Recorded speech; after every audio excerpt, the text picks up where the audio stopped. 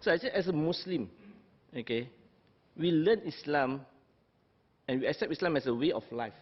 I'm putting into that context, right? So I'm not so sure what the issue with me saying that in the context of me as a Muslim, which I, in a way, can't fully agree in terms of the principle of the separation of religion and politics.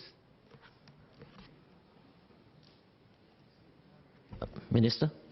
Maybe please explain, Mr. Manap, what do you mean by religion and politics here?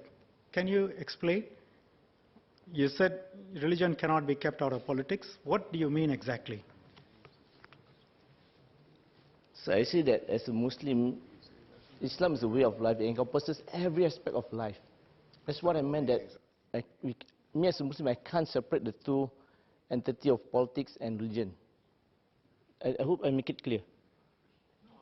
So every aspect of life would include politics, right?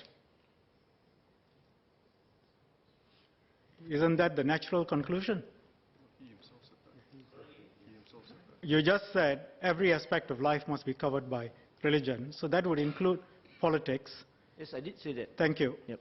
So if a religious leader, a Muslim religious leader, comes out and says Islam covers all aspects of life, and therefore Muslims must vote for Muslims, I suppose that follows, doesn't it, based on your position? I disagree with that, because I did mention in my speech that you shouldn't use religion for the benefit of politics. It's clearly stated in my speech.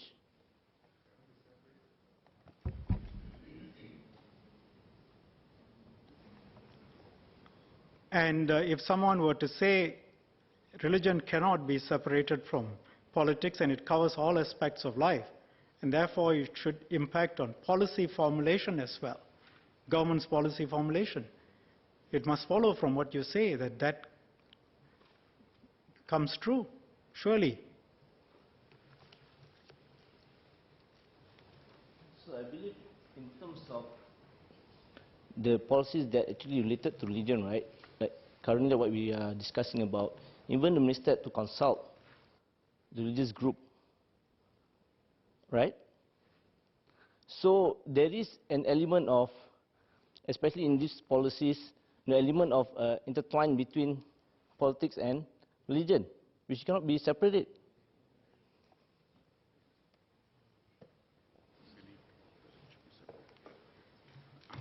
Mr. Manap, in this clarification and discussion, I don't think we are going anywhere because we are going around in circles. Either your words mean something, A, or B.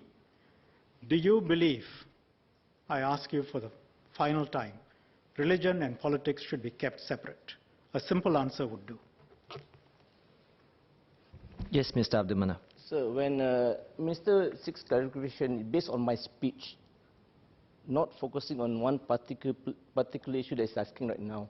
So forget about that particular part. Just asking you, do you believe that religion should be kept separate from politics? Sir, to cut it short, can you please refer to the Hansard, the speech that I've delivered? Thank you. I think I'm asking you, would you be prepared to answer honestly, do you believe religion should be kept separate from politics? I do not wish to be engaged in such debate, because as mentioned just now, it's clearly stated in my speech. I believe that you're not, your clarification, Minister, is directed to my speech. And I've clearly mentioned in my speech my stand as a Muslim, which I see Islam as a way of life, and it encompasses every aspect of life, including politics. Mr. Manap, I'm entitled to ask you, based on that, a further clarification. Do you believe that religion should be kept separate from politics in Singapore? Minister, I think Mr. Pritam Singh wants to answer something. But perhaps Mr. Manap can be given a final opportunity to answer the question I just asked. Mr. Manap, do you want to? Sir, can Mr. repeat again?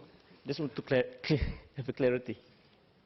Would you agree that religion should be kept separate from politics in Singapore? I do agree that religion need to be kept aside or apart from politics, so that religion won't be used to gain personal benefit or the benefit of any political party. I think Mr. Manap has answered the question. Mr.